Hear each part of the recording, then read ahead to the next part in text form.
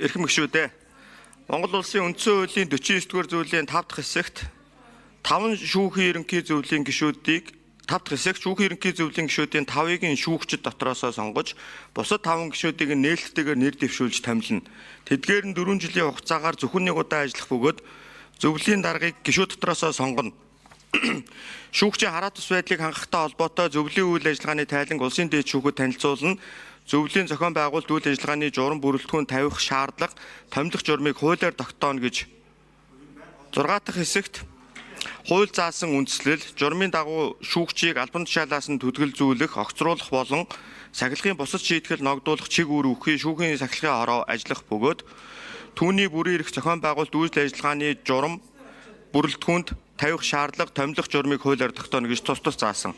Мөн Монгол улсын шүүхийн тухай хуулийн 77 дугаар зүйлийн 77-гийн 11 дахь хэсэгт ерөнхий зөвлөлийн шүүгч гишүүнийг сонгон шалгаруулахтай холбоотой журмыг энэ хуульд нийцүүлэн байнгын хороо баталж улсын их хурлын захин буудалд байршуулна гэж 95 дугаар зүйлийн 95-ийн 7 дахь хэсэгт 95-ийн сахилгын орооны шүүгч бус гишүүнийг сонгон шалгаруулж томилох ажиллагаанд хараа тус нээлттэй ил тод байдлыг хангах журмыг байнгын ороо энэ хуульд нийцүүлэн батална гэж тус заасан. Монгол улсын их хурлын хууль зүйн байнгын ороо шүүхийн ерөнхий зөвлөлийн болон шүүхийн сахилгын орооны шүүгч ус гишүүнийг сонгон шалгаруулах журам батлах тухай 2021 оны 3 дугаар сарын 10-ны өдрийн 6 дугаар тогтоолд баталсан бөгөөд уг журам заасны дагуу нийт 3 удаагийн сонгон шалгаруулалтыг зохион байгуулж шүүхийн ерөнхий зөвлөлийн болон шүүхийн сахилгын орооны шүүгч ус гишүүнд нэр дэвшигчийг тодруулж улсын их хурлд нэр дэвшүүлсэн байна. Монгол улсын их хурлын 2025 оны намрын ээлж чуулганы хугацаанд зохион байгуулагдсан нэр дэвшигчийн томилгооны сонсголыг явуулах үед болон уг асуудлыг хууль зүйн байнгын орооны хуралдаанаар хилцэх үед байнгын орооны гишүүдээс дээрх журмын холбогд хууль тогтоомжид нийцүүлэн сайжруулах, боловсронгуй болох тухай санал гаргасыг нэр дэвшигчид томилгооны сонсголын тайланд тусгасан байна.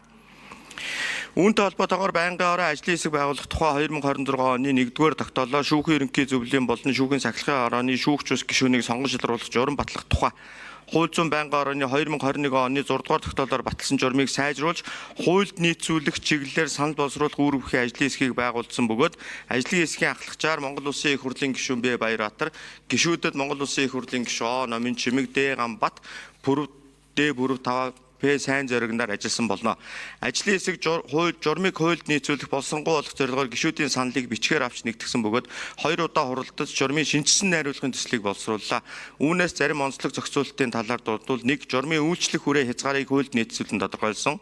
2 шүүгч ус гишүүнд нэр дэвших хүсэлт гаргасан иргэнээс шаардах баримт бичгийн зохицуулалтанд давхарцсан агуулгатай болон хууль заагаагүй нэмэлт шаардлага тусгагдсан байсныг хуульд нийцүүлэн өөрчилсөн.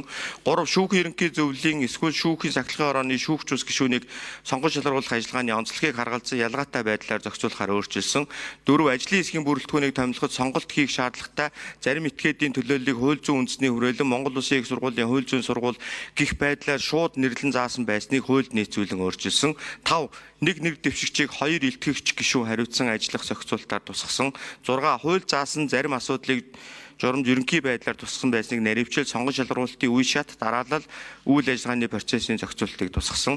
7 ил тод байдал олон нийтийн оролцоог хангах зохицуулалтыг хэлбэрийн шинжтэй байсныг өөрчил сонгон шалгаруулалтыг мэдээлэх нэр дэвших тухай хүсэлтийг хүлээн авах бүртгэх ашиглах журмыг тодорхой олгосон. 8 ажлын хэсгийн үйл ажиллагаанд хууль заагаагүй хориглох зохицуулалт тусгасан байсныг хасаж ажлын хэсгийн гишүүдийн бүрийн эрх үүргийг тодорхойлсон зохицуулалтыг тусгасан. 9 журмын бүтэц найруулга хууль зүйн техникийн шаардлагыг нийцүүлэн өөрчилсөн.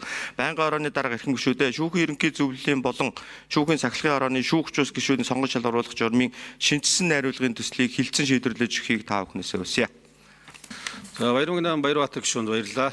Байнгын орооны